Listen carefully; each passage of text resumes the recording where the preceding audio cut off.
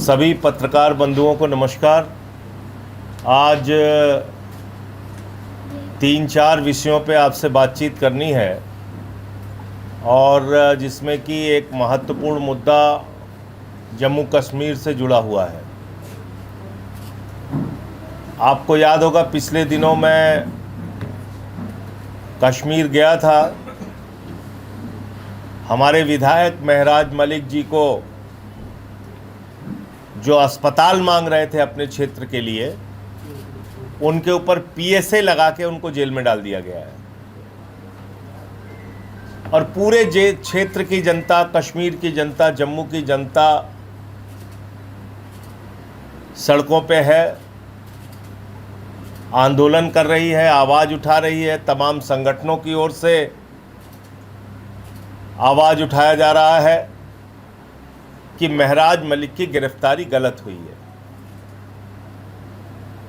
और मैं भी गया वहां पे, मुझे प्रेस कॉन्फ्रेंस करने से रोक दिया गया। हमारा धरना था प्रेस क्लब कॉलोनी में। वहां प्रेस कॉलोनी एक जगह है लाल चौक के पास, वहां धरने में मुझे नहीं जाने दिया गया। मुझे हाउस अरेस्ट कर लिया गया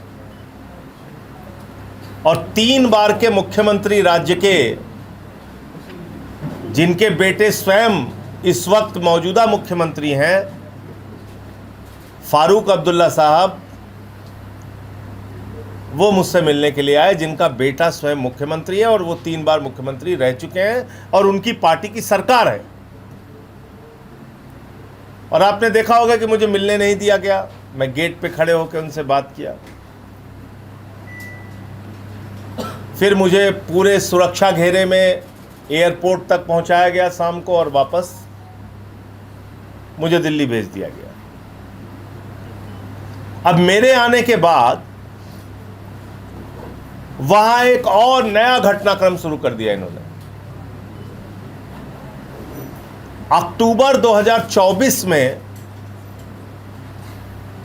हमारे कुछ प्रत्याशी चुनाव लड़े थे और आम आदमी पार्टी का जो भी प्रत्याशी चुनाव लड़ता है, ज्यादातर उसमें ऐसे होते हैं जिनके पास खुद से पैसा नहीं होता, लोगों के चंदे से, सहयोग से वो चुनाव लड़ते हैं। तो ऐसे ही हमारे एक कैंडिडेट हैं मुदस्सिर हुसैन साहब, तो वो चुनाव लड़ रहे थे और उनके लिए पार्टी के एक कार्यकर्ता साथी हैं, एक पदाधिकारी हैं, यूनुस भाई, उन्होंने एक ट्वीट किया कि भाई ये चुनाव लड़ रहे हैं, इनका सहयोग कीजिए। ध्यान से पूरी बात सुनिएगा।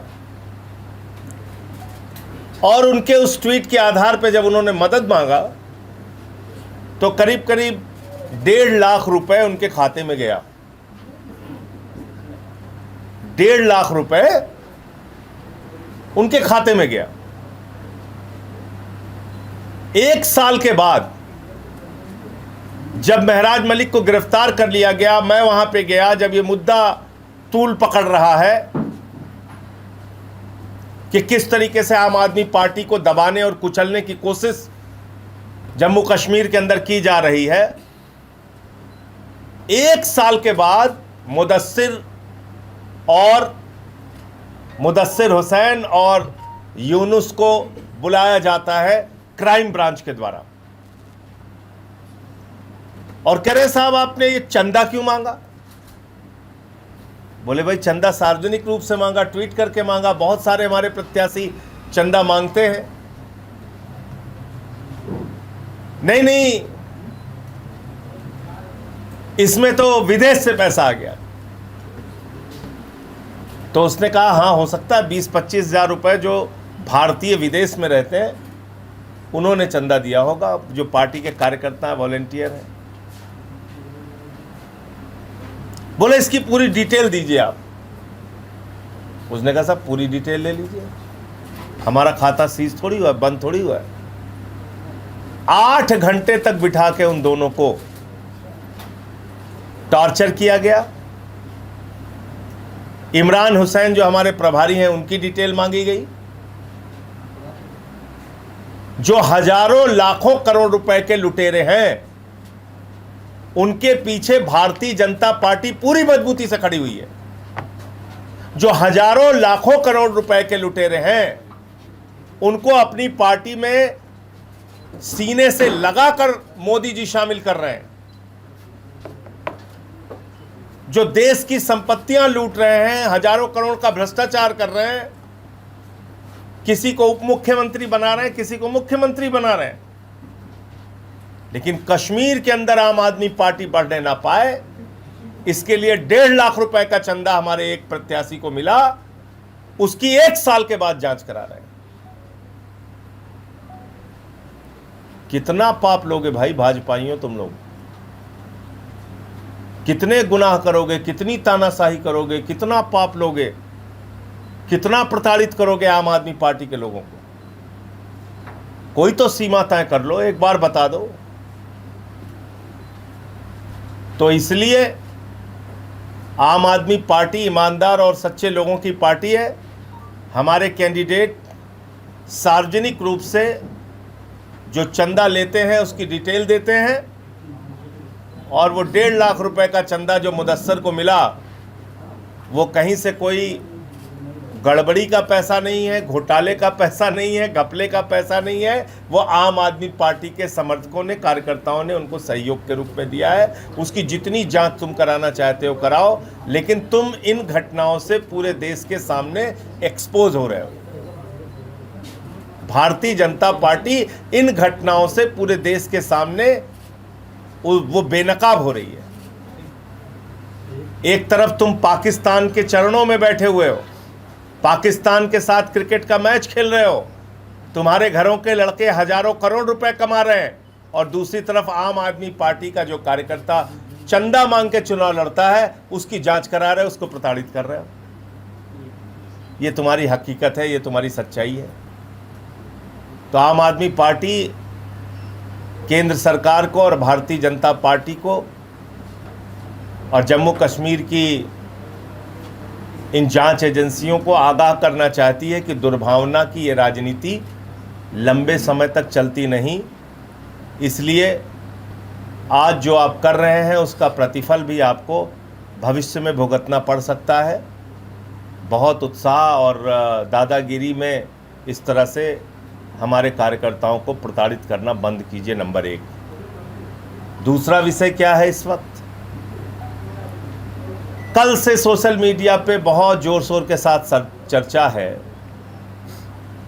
कि भागलपुर में 800 मेगावाट का 3 पावर प्लांट लगाने के लिए 1 रुपए में 1050 एकड़ जमीन अडानी जी को दे दी गई। 1 रुपए में 1050 एकड़ जमीन अडानी जी को दे दी गई। किस लिए? पावर प्लांट लगाने के लिए। और भारतीय जनता पार्टी ने कहा, मोदी जी ने कहा, चिंता मत करना मेरे भाई, तुमको 1 रुपए में जमीन दे रहे हैं, अपना पावर प्लांट लगाओ और 7 रुपए यूनिट के हिसाब से 25 साल तक सरकार तुमको जो भी बिजली का तुम उत्पादन करोगे उसका पैसा देगी। कितना? 7 रुपए यूनिट। कितने साल तक? 25 साल तक। तो रुपया दिया, 1 रुपए की जमीन दिया वो अलग, और 25 साल की बिजली की गारंटी ले ली कि 7 रुपए यूनिट हम आपको पैसा देंगे। जितनी बिजली का आप उत्पादन करेंगे वो जनता को 11 रुपए में मिले कि 12 रुपए में मिले, कितने रुपए यूनिट मिले पता नहीं, जनता की जेब कटेगी, कोई चिंता की बात नहीं है। प्रधानमंत्री जी के मित्र को कोई तकलीफ नहीं होनी चाहिए। और बार बार मैं इसीलिए कहता हूं कि मोदी जी इंडिया के प्रधानमंत्री नहीं हैं, अडानी के प्रधानमंत्री हैं। मोदी जी इंडिया के प्रधानमंत्री नहीं है, अडानी के प्रधानमंत्री हैं। 1 रुपए में 1050 एकड़ जमीन, और वो जमीन देने में भी क्या क्या घोटाला है। 2012-13 में जमीन अधिकृत करने की प्रक्रिया शुरू की जाती है बिहार की भारतीय जनता पार्टी जेडीयू की सरकार के द्वारा। और जब ये प्रक्रिया शुरू की जाती है तो सरकार अपनी तरफ से किसानों को मुआवजा देती है, किसी को 20 लाख रुपए एकड़, किसी को जो भी उसका दाम लगाया हो उन्होंने। तो पैसा कहां से गया? सरकार के खजाने से गया। सरकार के खजाने में किसका पैसा है? मजदूर का, किसान का, आम आदमी का, कर्मचारी का, जो कमा के गाढ़ी कमाई का पैसा वो सरकार के खजाने में रखते हैं। तो सरकार ने उठा के उन्हीं पैसों से, जो आपका पैसा था, उन्हीं पैसों से किसानों को मुआवजा दिया और जमीनें ले ली। और जब जमीनें ले ली तो जितने में जमीन ली उससे ज्यादा पैसे में किसी पूंजीपति को जमीन देना चाहिए, तब तो सरकारी खजाने में पैसा वापस आएगा। मोदी जी ने कहा हमारे दोस्त के साथ ये नहीं कर सकते, मेरा तो जन्म उसी को आगे बढ़ाने के लिए हुआ है। मैं तो भारत का प्रधानमंत्री सिर्फ और सिर्फ अपने दोस्त को आगे बढ़ाने के लिए हुआ हूं। कैसे उससे पैसा ले लोगे? तो 1050 एकड़ की जमीन 1 रुपए के हिसाब से अडानी को दे दी गई। और कागजों में क्या दिखाया गया? कागजों में कहा गया ये जमीन उपजाऊ नहीं है, 70% जमीन बंजर है। और उस जमीन पे जिसको कागजों में बंजर बताया जा रहा है, उस जमीन पर जिसको कागजों में रेगिस्तान बताया जा रहा है, उस जमीन पे 10 लाख पेड़ लगे हुए हैं। आम के पेड़, लीची के पेड़ और मालदा जैसा आम वहां से होता है, जो आम प्रधानमंत्री और राष्ट्रपति को भी पहुंचता है भेंट के रूप में कि आम खाइए मालदा का, भागलपुर का। 10 लाख पेड़, वो पेड़ वहां पे काटे जा रहे हैं। 10 लाख पेड़ काटे जा रहे हैं। मुझे मोदी जी का एक भावुक सा अभियान याद आ गया, एक पेड़ मां के नाम, एक पेड़ मां के नाम, 10 लाख पेड़ मां के नाम, और वो सारा का सारा पेड़ अडानी के नाम।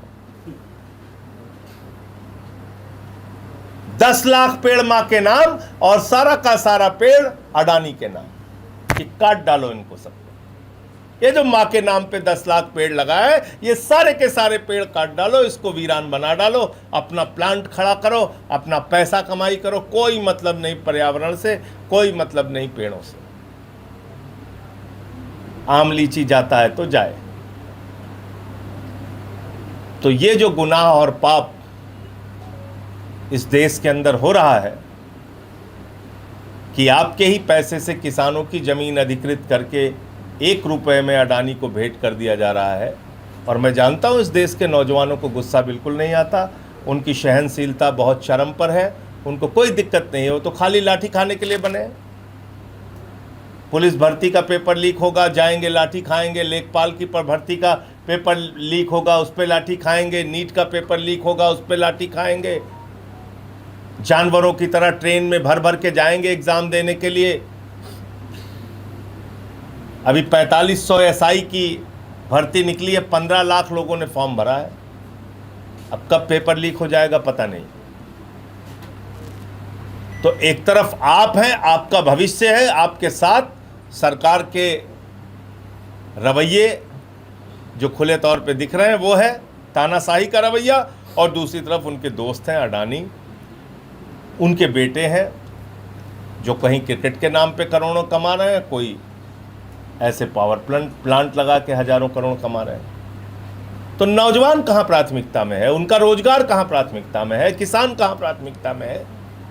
और जब सरकार का नियम और कानून ये साफ तौर पे कहता है कि अगर 5 साल तक अधिकृत की गई किसान की जमीन उसी कार्य में इस्तेमाल नहीं की गई जिस कार्य के लिए अधिकृत की गई है, तो किसान को वापस मिल जाएगी।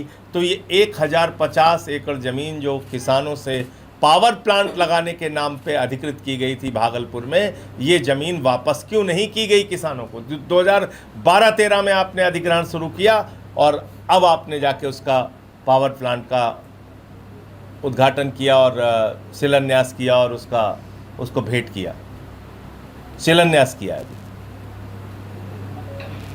तो इसलिए मैं फिर दोहरा रहा हूं, प्रधानमंत्री मोदी जी की प्राथमिकता इंडिया नहीं है, अडानी है, और वो पूरा देश और पूरे देश की संपत्ति उसके नाम पे सौंपना चाहते हैं। अब इस देश के लोगों को तय करना है, आप इन बातों से खुश होते हैं या नाराज होते हैं। अभी SIR, बस मैं अपनी बात पूरी कर लूं फिर आप आराम से। अभी SIR का एक मामला बहुत ज़ोर शोर से चल रहा है पूरे देश में। तो कल मैंने आपको बताया था महोबा ज़िले के एक गांव में 2 ऐसे घर थे जहां पे एक घर में 243 वोट और दूसरे घर में 185 वोट था। तो मैं तो इसी से बहुत ज़्यादा हैरान था। लेकिन केचुआ जो है उसने कहा कि हम इतने कमज़ोर नहीं हैं, ऐसे मत समझना हमें, हम मोदी जी के केचुआ हैं, हम बड़े बड़े खेल करते हैं। तो आज जो है ये दूसरा खेल निकल आया। अब क्या है, एक घर में 4271 लोगों का वोट है। उत्तर प्रदेश में भी वोट घोटाले, वोट चोरी की कार्रवाई डंके की चोट पे भारतीय जनता पार्टी और केचुआ ने शुरू कर दी है। मोदी जी का केचुआ और भारतीय जनता पार्टी दोनों मिलकर उत्तर प्रदेश के अंदर भी वोट की डकैती और चोरी करने के लिए आ गए हैं।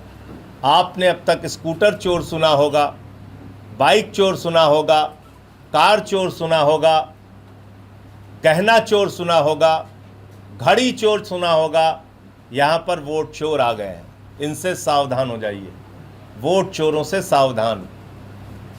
अगर ये 4271 वोट एक ही घर में है तो 3 आदमी के परिवार में अगर एक वोट का भी आप आंकड़ा मान के चलिए तो करीब करीब 12,000 लोगों का एक परिवार है।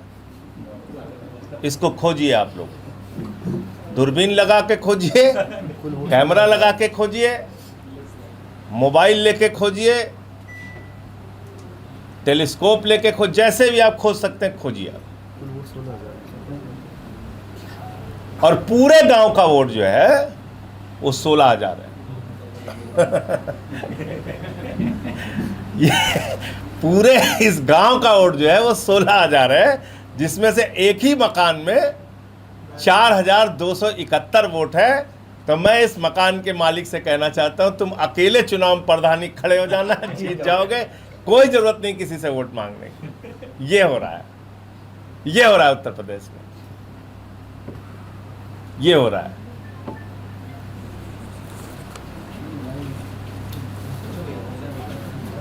अंत में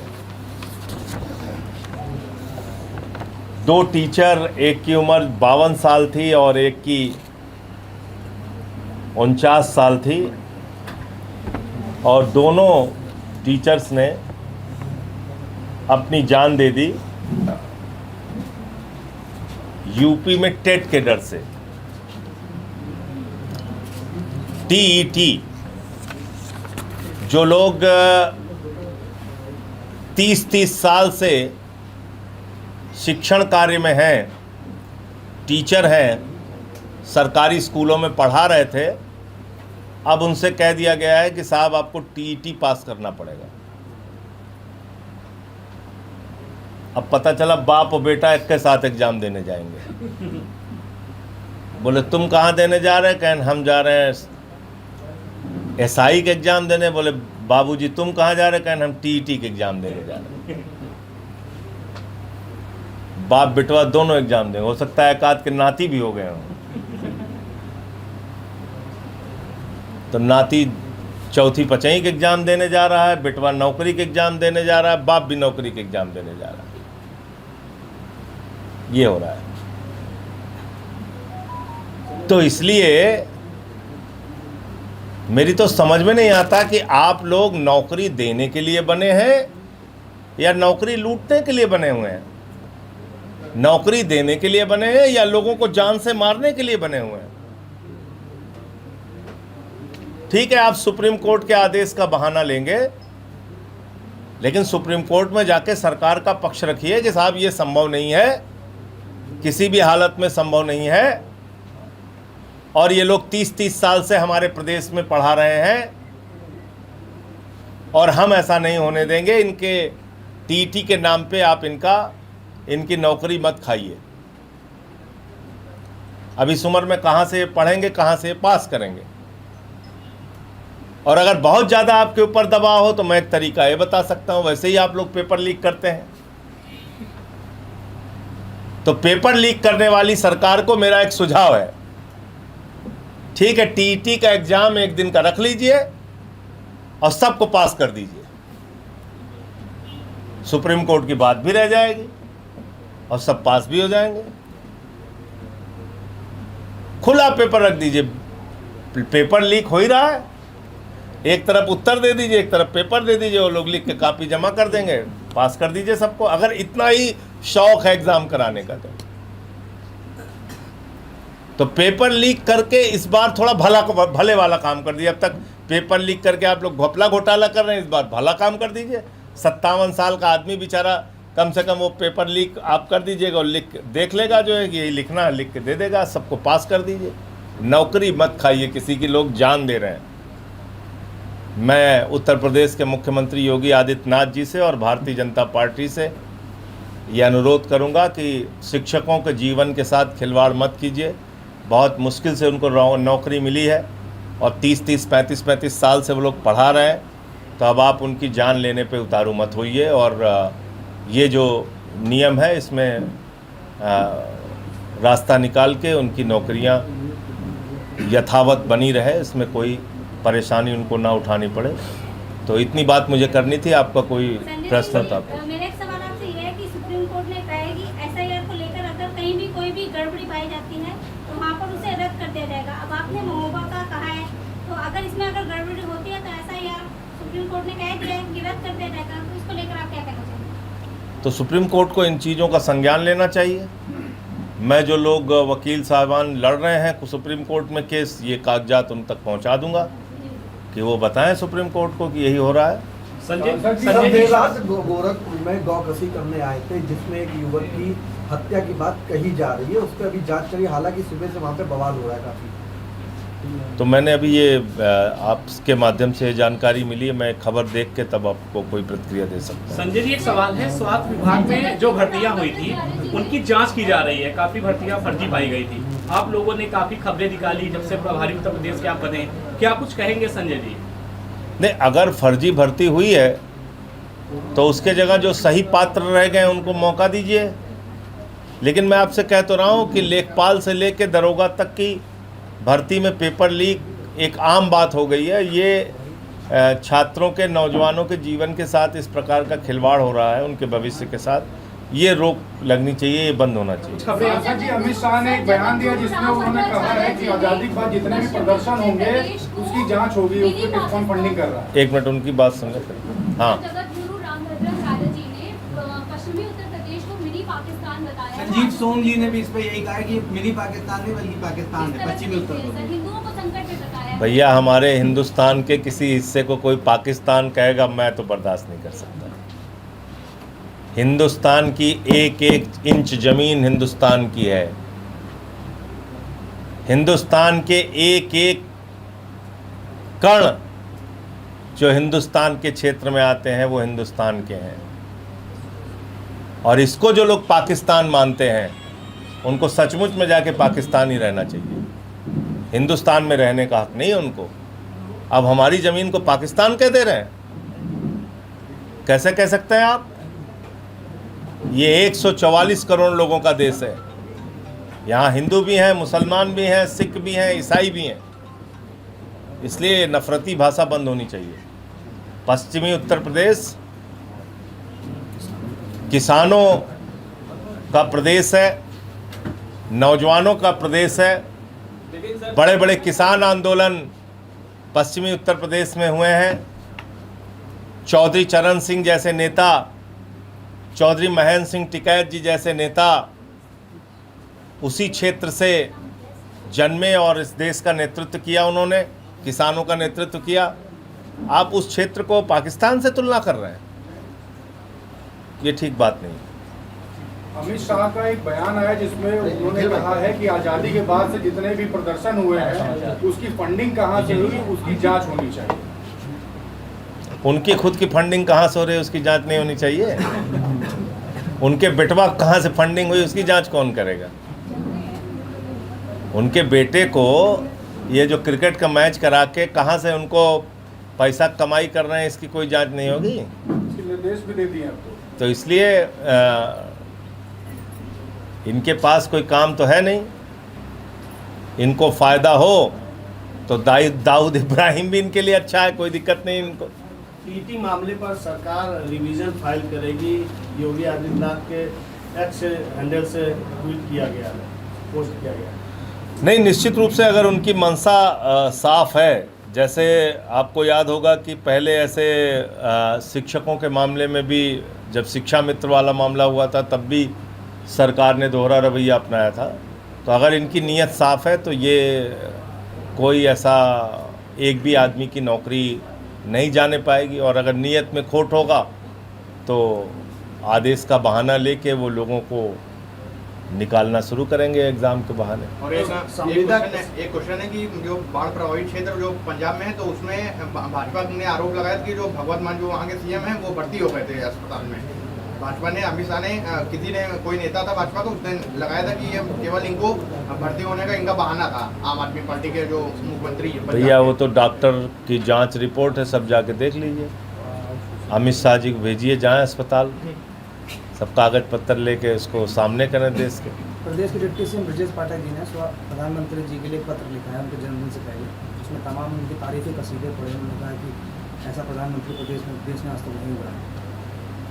अब उनकी पार्टी के हैं तो वो तो अपनी पार्टी के नेता की तारीफ करेंगे ही करेंगे। कौशल विकास के तहत एक बार फिर से युवाओं को रोजगार देने जा रही है सरकार। 900 बच्चों का ऐसा यहाँ पे बहुत मेला हम लोग देख चुके। अब बहुत हम क्या कौन सा होता है हर साल? नहीं, यूपी के समिट है, तो यहाँ इन्वेस्टर समिट हम लोग कई देख चुके। तो कागज़ में लाखों करोड़ रुपए आ जाता है, पता चला इन्वेस्टर के नाम पे जो बेचारे खर्चा करते हैं आयोजन में उतना भी नहीं आता, सब कुछ हो जाता है यहाँ।